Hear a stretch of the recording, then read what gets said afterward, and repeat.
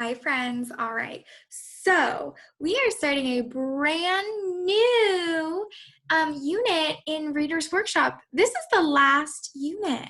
Can you believe it? This is the last unit we're going to learn. Last book. Here it is. Here it is. That's the last book we're going to learn before you're in first grade. And you know what? You guys are fantastic readers. I was listening to your guys' readings yesterday.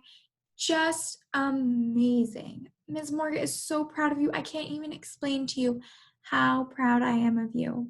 You are fantastic. And I'm so proud of all of your wonderful, wonderful reading. You are really doing amazing. You blow me away. I'll tell you what. All right, so I just wanted to think back to this book. Remember this book, The Carrot Seed? And let's just reread it to remember it, because we read it kind of at the beginning of the year. So, The Carrot Seed. You remember it. If you remember it, read along with me. A little boy planted a carrot seed. His mother said, "I'm afraid it won't come up."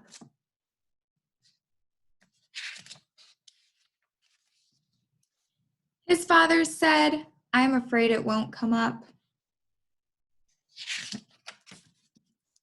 His big brother said, "It won't come up." Every day the little boy pulled up the weeds around the seed and sprinkled the ground with water. Here he is, taking care of his little seeds, maybe like you today on Earth Day. But nothing came up. Nothing came up. Everyone kept saying it wouldn't come up. But he still pulled up the weeds around it every day and sprinkled the ground with water. And then one day, what happened? You tell me. A carrot came up. Just as the little boy had known it would. All right, friends, so just like in that story, the carrot became so big that he needed a wheelbarrow to carry it. Well, you have also grown. You have grown as readers, and I think you are ready to become, are you ready? You ready? Avid readers. Yes, avid readers. So today I want to teach you that you can become avid readers. Avid readers, though, aren't bugs that you capture in a jar. Avid readers are people who love reading so much that they can hardly bear to ever stop reading. So I'm going to suggest that we do an investigation into what it looks like to be an avid reader. So I have some pictures of avid readers. So I want you to look at them and help me decide what an avid reader does. But before that, we're going to notice what an avid reader looks like. But before that, I also want us to decide what is an avid reader and what's not an avid reader. So here we go. Ready? Okay. Here we go. Okay, so here we are. Miss Morgan's gonna move my face. Okay, there we go. So here we are. So we have to decide which ones are avid readers, which ones just love reading so much that they can hardly ever stop. Well, does this girl look like she's an avid reader? Doesn't really look like it, because her books are closed. Does this boy look like he's an avid reader? I think that it looks like he is an avid reader because he doesn't even want to stop to go to bed. So I'm going to move him to the other side of the line because he is an avid reader. What about this boy? Does he look like he's an avid reader? No way. His head is down on the book and he looks like he has just given up. He said, "Oh, this is just too hard," and he doesn't want to persevere. He is not an avid reader. What about this girl? Does she look like she's an avid reader? I think so. Look at her just reading away in the grass. Maybe you can do that today. You can choose to read outside. What about this boy? Does he look like he's an avid reader? It looks like he is. Look at all of his books all stacked up right there. He's reading. Are these two avid readers? It looks like it. Look at that. Elbow to elbow, knee to knee. I read to you and you read to me. Elbow to elbow, knee to knee. Put the book in the middle so we both can see. What about this boy? Does he look like he's an avid reader? Not really, because he's not even looking at the book. My goodness. So we're going to move him to the other side of the line. He's not an avid reader.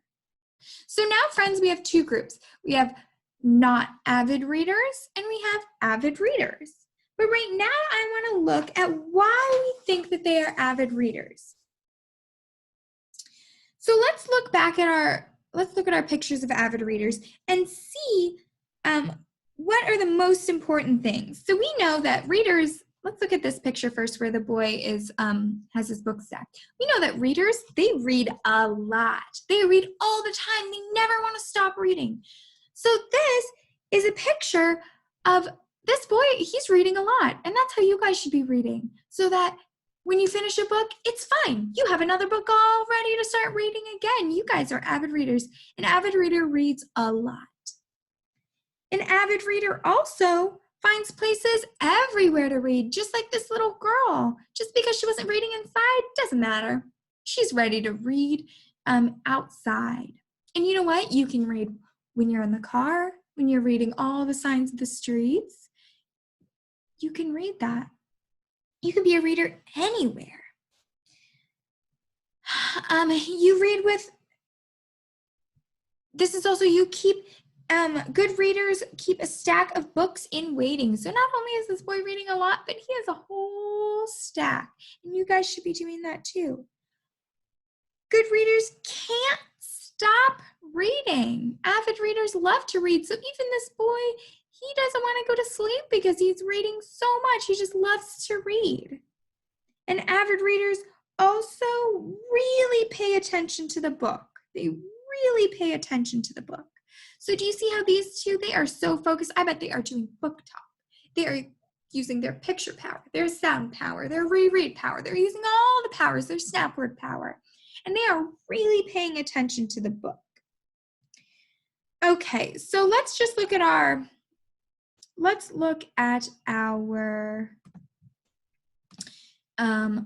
anchor chart real quick. Okay, here we are. So this is our anchor chart. Let's make it big. Oh, not that big. Okay, that's fine. So avid readers, let's see what they do. Here they are, avid readers. Remember, those are readers who love reading so much they just can't get enough. And you guys are all avid readers. I know it because you are fantastic readers. Avid readers read a lot. They find places everywhere to read. There's a friend reading on a desk, a friend reading at the beach, a friend reading on the subway, on the bus, a friend reading in bed, a friend reading outside. You can read everywhere.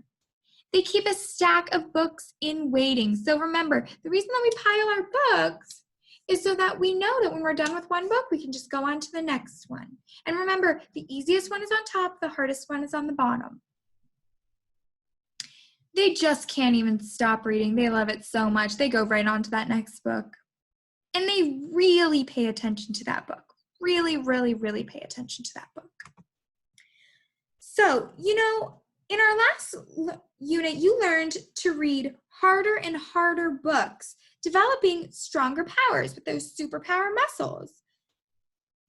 Well, I was thinking that maybe during this unit, you'd be willing to work on becoming avid readers.